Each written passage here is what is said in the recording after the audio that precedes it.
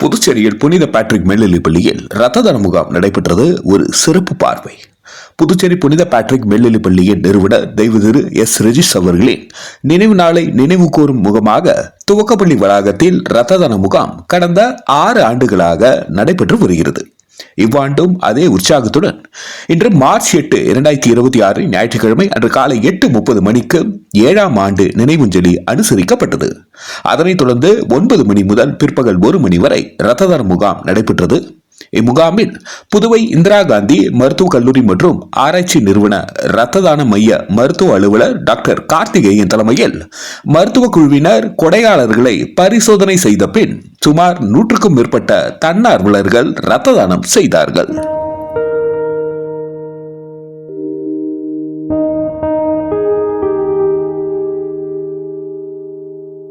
நடைபெற்ற இம்முகாமில் பள்ளியின் தாளாளர் திரு ஃபெட்ரிக், மருத்துவ இயக்குனர் திருமதி ஜீட்டா ஃபெட்ரிக், பள்ளியின் முதல்வர் திருமதி ஸ்டெல்லா மற்றும் ஆலோசனை குழு உறுப்பினர்கள் முனைவர் சீதாராமன், திருமதி அல்போன்ஸ் ஹில்டா மற்றும் திரு சிவகுமார் ஆகியோர் கலந்து கொண்டு சிறப்பித்தனர்.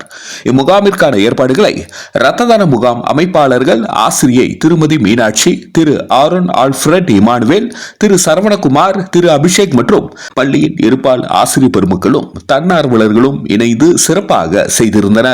நன்றி. மக்கள் மொழி செய்திகளுக்காக சரவணன், புதுச்சேரி.